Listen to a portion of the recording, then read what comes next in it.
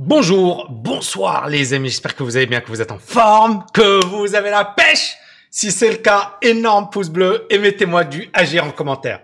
On va parler du pétrole aujourd'hui. Alors, grosse news, il y a des traders qui considèrent que le pétrole vaudra 200 $. Et le pétrole a fortement augmenté, on le sait pourquoi. La reprise économique, l'OPEP, le côté géopolitique, mais également les plans de relance massifs, mais également comment dirais-je, la politique monétaire accommodante qui a été menée par les principales banques centrales de la planète. Donc le pétrole a atteint son plus haut niveau depuis 3 ans. Donc la question qui se pose, c'est est-ce que ça va se poursuivre, Vous voyez ici une forte hausse du pétrole. Est-ce que ça va se poursuivre? Est-ce qu'on va assister à une flambée sans précédent des prix de l'énergie et donc du pétrole? On voit également les conséquences. Rappelez-vous, les gilets jaunes, c'était une taxe sur l'essence. Et les gens sont sortis dans la rue. Donc on voit que c'est un sujet très, très sensible, l'énergie. Mais là, on parle d'une énergie qui est en train de tout exploser. Pourquoi les traders pensent qu'aujourd'hui, on peut atteindre un pétrole à 200 $? Et qu'est-ce que ça peut entraîner comme conséquence? En Grande-Bretagne, les gens se sont battus pour avoir de l'essence. Il y a eu des bagarres, il y a eu des phénomènes de panique. Donc on voit qu'on est dans quelque chose qui est très sensible, très politique, mais également qui peut avoir un impact important sur l'économie. Donc, une hausse vertigineuse du pétrole dans le prochain mois et on pense à un pétrole à 100 $. On est déjà, on n'est pas loin. John Driscoll, qui est un stratège américain, explique que les prix du pétrole pourraient connaître une hausse vertigineuse dans les prochains mois. Vous imaginez? Vertigineuse. Et on a de plus en plus de traders et d'analystes qui pensent qu'un pétrole à 100 $, c'est très probable, mais on peut même avoir un pétrole à 200 $. Pourquoi le pétrole est monté? On a eu ce que l'on appelle une convergence de plusieurs éléments. C'est-à-dire que plusieurs éléments sont arrivés au même moment. Tout d'abord, avec la reprise économique, on a eu la hausse de la demande. Donc, beaucoup de ménages avec beaucoup d'argent, puisqu'on a injecté énormément de liquidités. Et ces personnes se sont dit, OK, là, maintenant, j'ai envie d'acheter. J'ai envie d'utiliser mon argent. Premièrement. Deuxièmement, la pénurie. Par exemple, le cas concret, c'est le Royaume-Uni. Alors, le Royaume-Uni, c'est un cas intéressant puisqu'il y a eu le Brexit et ils se sont retrouvés dans une situation où ils n'avaient plus assez de main-d'œuvre puisqu'ils ont arrêté l'immigration. Ils se sont retrouvés dans une situation où ils n'avaient plus de chauffeurs pour conduire l'énergie. Et donc, au Royaume-Uni, il y a eu un phénomène de panique. C'est-à-dire qu'on s'est retrouvé avec des longues files d'attente de voitures pour acheter de l'essence. Et on a eu également des bagarres, on a eu vraiment un phénomène de panique comme dans les films. Et ça a mis à rude épreuve les chaînes d'approvisionnement de carburant. Plus il y a de la panique et plus bien évidemment les stocks diminuent et plus effectivement il y a la crise s'amplifie. L'autre point important, c'est la crise en Chine. Comme vous le savez, la Chine a eu énormément de problèmes d'énergie et d'électricité. Donc, les autorités chinoises ont ordonné des coupures de courant dans certaines usines, dans de nombreuses usines. Pourquoi? Parce que il y avait danger. Donc, ils les obligeaient à arrêter d'utiliser l'énergie. Et enfin, en Europe, on a une pénurie massive de gaz. On a vu avec le problème russe, etc. J'en ai parlé dans une récente vidéo. Et donc, la hausse des prix du gaz, ça entraîne une hausse des prix du pétrole. Pourquoi? Parce que le pétrole, c'est substituable au gaz. Et en plus, on considère que l'hiver sera vigoureux et que si l'hiver est rude, eh bien, les prix de l'énergie vont encore plus flamber. Alors, l'OPEP, je ne sais pas si vous le savez, mais pour ceux qui le savent, c'est un cartel, c'est une organisation des pays exportateurs de pétrole. Et on a l'OPEP+, avec la Russie. Et donc, l'OPEP, avec ses alliés, dont la Russie, ils sont mis d'accord sur le fait de ne pas produire plus. Encore une fois, on va revenir ici sur un principe très simple, d'accord? L'offre, donc ici en l'occurrence, c'est les pays de l'OPEP, d'accord? Et la demande, c'est les États-Unis, c'est l'Europe, etc. et le reste du monde. D'accord? Et même la Chine, hein, ici, bien sûr. Donc, tous les gros consommateurs de pétrole. Et l'offre, bah, c'est les pays pétroliers. Et on a également le pétrole de schiste, on a également des producteurs qui ont disparu, etc. Et donc, la demande, donc les pays demandeurs, ils veulent une baisse des prix. Pourquoi? Parce que c'est stratégique, parce que qui dit hausse des prix, dit risque, dit hausse de l'inflation, etc., etc. Et les pays qui sont en position, qui sont des offreurs, les producteurs de pétrole, ils peuvent, s'ils augmentent la production, d'accord, contribuer à une diminution des prix. Mais est-ce qu'ils ont intérêt à le faire? N'oubliez pas que l'année dernière, en 2020, on s'était retrouvé dans une situation où les prix du pétrole étaient négatifs. Et ces pays se sont pris plein la figure, c'est-à-dire qu'ils ont perdu beaucoup d'argent. Et que là, cette année, ils ont cette situation exceptionnelle où on a un pétrole qui peut atteindre 100 $, voire 150 $. Donc l'année dernière, ces pays étaient perdants. Cette année, ils sont gagnants. Donc s'ils augmentent la production, d'accord, qu'est-ce qu'ils vont faire? Ils vont diminuer le prix et donc ils vont diminuer leur marge de manœuvre. Mais si effectivement ils se disent, ok, la production, on va garder la production au même niveau, les prix, ils vont continuer d'augmenter, d'accord? Et donc pour eux, ils vont augmenter leur profit. Donc on voit bien que les pays de l'OPEP n'ont pas intérêt aujourd'hui à augmenter leur production. Et c'est ce qu'ils ont fait. Que ce soit les pays de l'OPEP, mais également la Russie, ils se sont mis d'accord sur le fait de s'en tenir au pacte. C'est-à-dire, on augmente la production de 400 000 barils par jour en novembre. Et ils ont rejeté les appels à pomper davantage de pétrole. Pourquoi? Parce que ça ne nous intéresse pas. Pour le moment, on est super bien, on gagne de l'argent. Alors, bien évidemment, il y a de la pression, notamment les États-Unis. Alors, les États-Unis, la Maison-Blanche accuse l'OPEP de ne pas avoir augmenté davantage l'offre, alors que la demande a augmenté, a rebondi dans un contexte de reprise après la pandémie. Mais là, encore une fois, on est dans un jeu de poker menteur. Hein, et finalement, quel est mon intérêt? Est-ce que j'ai intérêt à produire plus ou est-ce que j'ai intérêt à profiter un maximum de cette situation?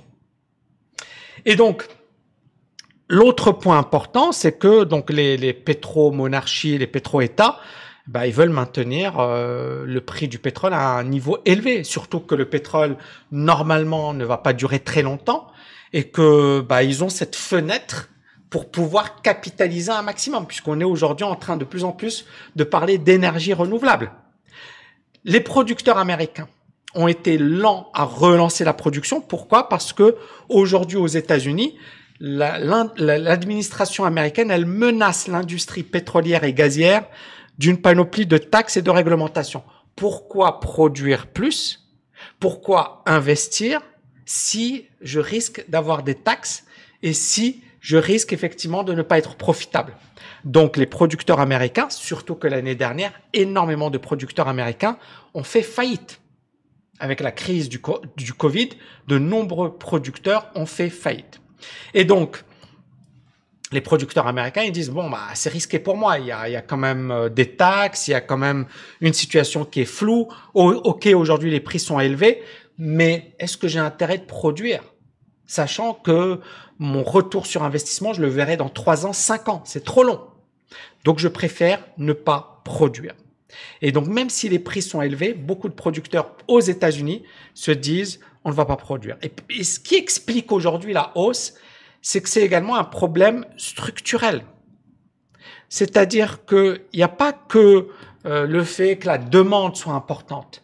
Il y a également qu'en 2020, on a eu un phénomène inédit avec les prix du pétrole négatifs. En 2020, c'était du jamais vu dans l'histoire économique. Et ça, le fait que le prix du pétrole soit négatif, ça a entraîné la faillite, d'accord, de nombreuses boîtes américaines qui produisaient du pétrole de schiste. Pourquoi? Parce qu'elles n'étaient plus rentables. Ça coûtait plus cher de produire que de ne rien faire. Donc, à un certain moment, elles se sont dit, voilà, on préfère ne plus produire. Et beaucoup de boîtes ont diminué leurs investissements. Pourquoi? Parce qu'elles se sont dit il y a trop de flou. Il y a les énergies renouvelables, il y a la crise, la demande qui a diminué. L'année dernière, on savait pas ce qui allait se passer. On était dans un scénario de fin du monde. Donc, très peu d'entreprises ont investi. Or, l'investissement, ça sert à quoi? Ça sert à avoir ce que l'on appelle des capacités de production. D'accord? Pour produire, par exemple, 4 millions de barils, il faut, allez, je sais pas, moi, je vais dire, il faut investir, 10 milliards. D'accord? Mais si on n'investit que 5 milliards, on ne pourra produire que 2 millions de barils. Ça veut dire moitié moins. Donc, la baisse de l'investissement a entraîné une baisse des capacités de production. Donc, si aujourd'hui la demande augmente, d'accord, pour avoir les mêmes prix, l'offre devrait augmenter. Sauf qu'aujourd'hui, l'offre n'est même pas capable de se maintenir et elle va même diminuer parce que il y a eu cette crise l'année dernière et ça a complètement anéanti les capacités de production de ces entreprises. Donc, vous voyez un petit peu le problème qui se pose aujourd'hui. C'est que en 2020, quand on a vu la crise, beaucoup de boîtes ont arrêté d'investir. Et donc, on parle de plus en plus d'une revanche de l'ancienne économie. Pourquoi? Parce que l'année dernière, ce qui s'est passé, c'est que toutes ces boîtes dans le domaine de l'énergie ont dit, OK, on va investir dans les énergies renouvelables. On va investir dans l'éolien, on va investir dans voilà tout ce qui est renouvelable. Et donc, la crise du Covid a entraîné la faillite de nombreux producteurs de gaz de schiste en 2020 et elle a diminué la capacité de production mondiale. C'est-à-dire qu'aujourd'hui, si la demande continue d'augmenter, on ne pourra pas suivre la demande.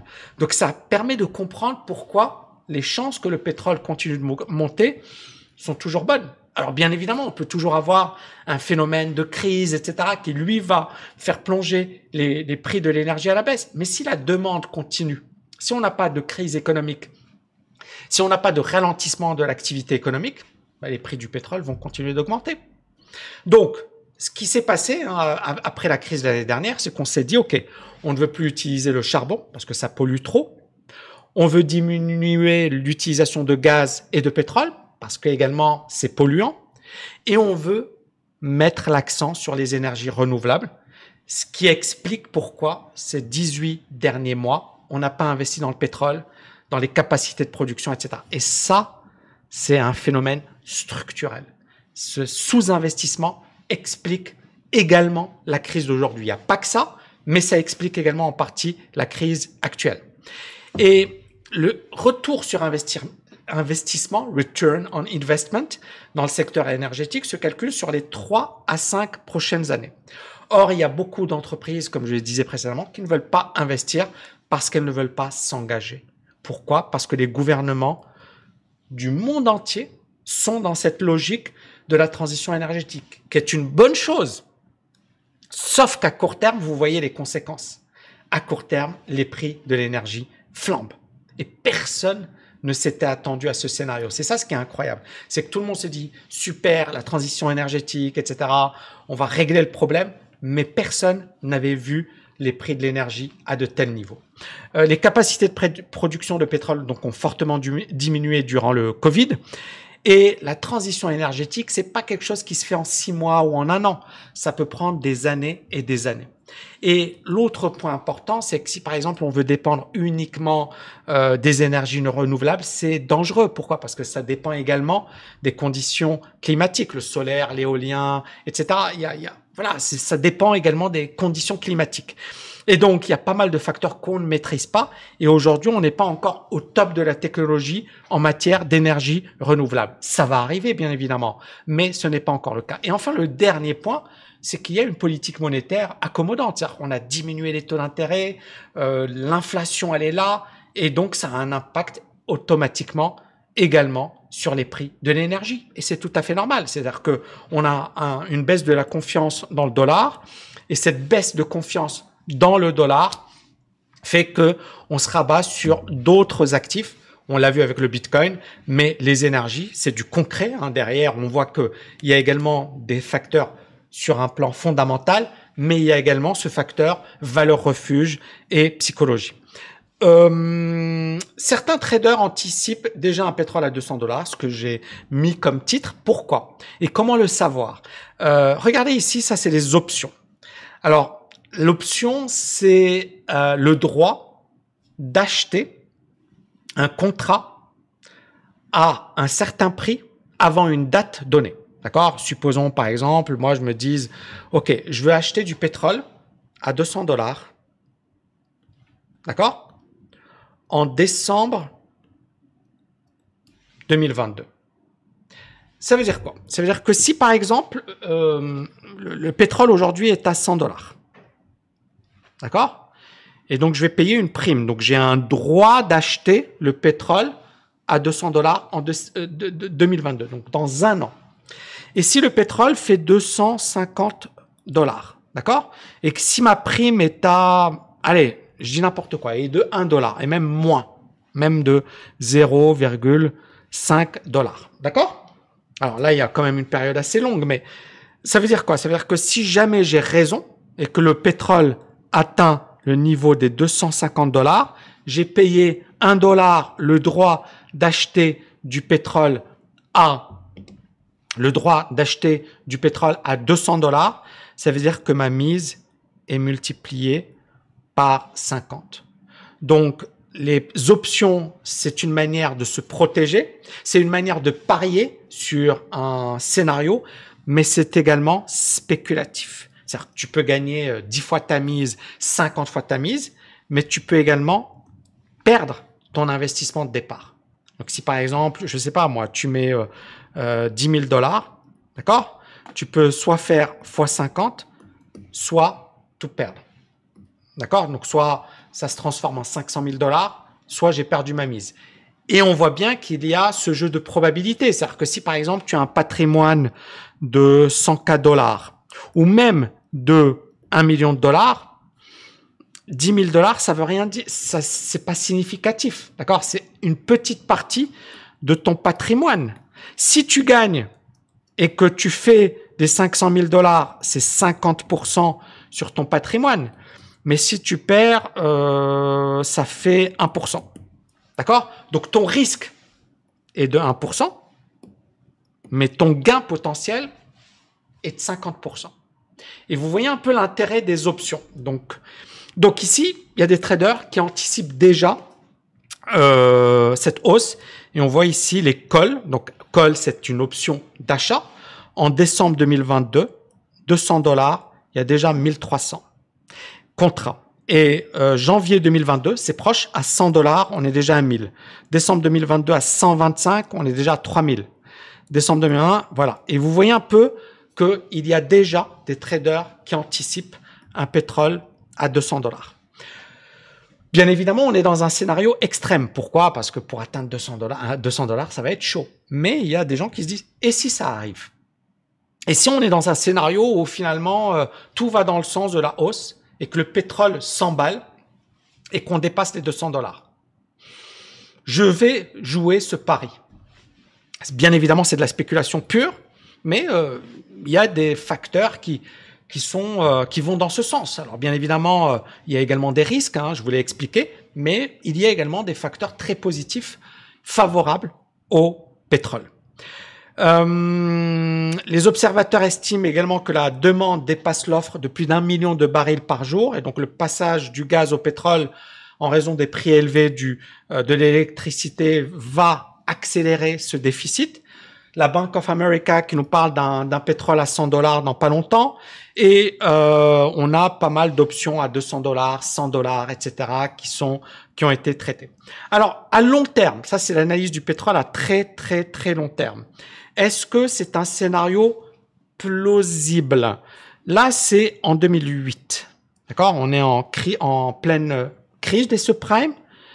Là, c'est la crise des subprimes. Pourtant, le pétrole explose. Bizarre. Crise des subprimes. Les bourses du monde entier s'effondrent, mais le pétrole explose. Très, très intéressant. Mais pourquoi le pétrole explose? Parce que la Chine, à l'époque, est toujours au top. Et la demande des pays émergents également augmente. À l'époque, on a le Brésil, on a la Russie.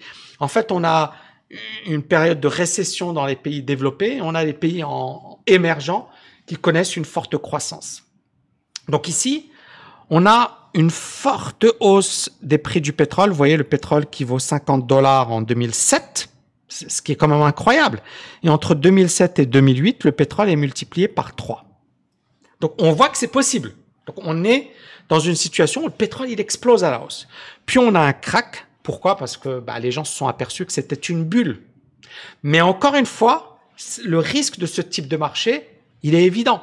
C'est qu'un marché qui monte fortement peut également diminuer fortement. Donc, il faut être très vigilant par rapport à ce type de marché. Aujourd'hui, on voit bien, on se situe dans une situation qui est finalement à mi-chemin. Le pétrole, il est là, d'accord? On a également beaucoup de marge de manœuvre. Hein. Les prochains niveaux, ça va être $120, $150. Et on est encore loin des $200. D'accord? Ça voudrait dire également que le pétrole double. Mais on voit qu'il y a quand même une forte hausse.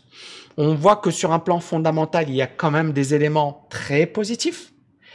Et on voit également qu'on est dans une situation où les chefs d'État ne s'y attendaient pas. Les gouvernements ne s'y attendaient pas. C'est-à-dire cette situation où finalement le fait d'avoir sous-estimé le risque d'une hausse des prix du pétrole, d'avoir essentiellement pris en compte les énergies renouvelables, etc., fait que le pétrole est en train d'exploser à la hausse. Et donc, encore une fois, pour moi, ça va être le premier niveau, voilà, le niveau des 80-90.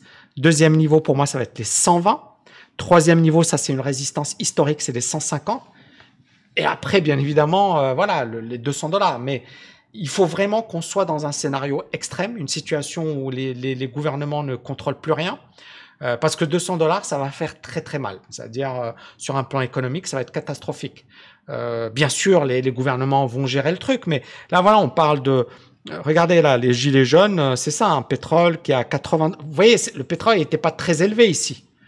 Mais un pétrole à $130, $150, $200, les gens, c'est chaud, hein, parce que le pétrole, encore une fois, a une influence sur tout le reste, sur finalement les ménages, hein, parce qu'ils utilisent un moyen de transport, également la production, également les prix de l'électricité. Bref, le pétrole va avoir un impact important sur tous les autres secteurs, et donc une hausse du prix du pétrole incontrôlée peut effectivement être très très dangereuse. Pour ceux qui veulent aller plus loin, les amis, je vous offre mon livre audio sur tami.net/agir, d'accord? Donc c'est vraiment, ici je vais revenir dessus. Donc c'est vraiment un livre audio qui est au top du top du top. Le prix, d'accord, la valeur du livre en librairie, elle est de 22 euros, pas de 80, de 22 euros. Et voilà, franchement, vous n'avez qu'à cliquer ici et vous recevrez votre livre audio. C'est un livre audio qui est génial, que j'ai fait moi-même, dans lequel je parle de pas mal de choses dont je parle pas dans le bouquin. Donc, il y a pas mal d'anecdotes, etc. C'est super sympa et on vous l'offre gratuitement.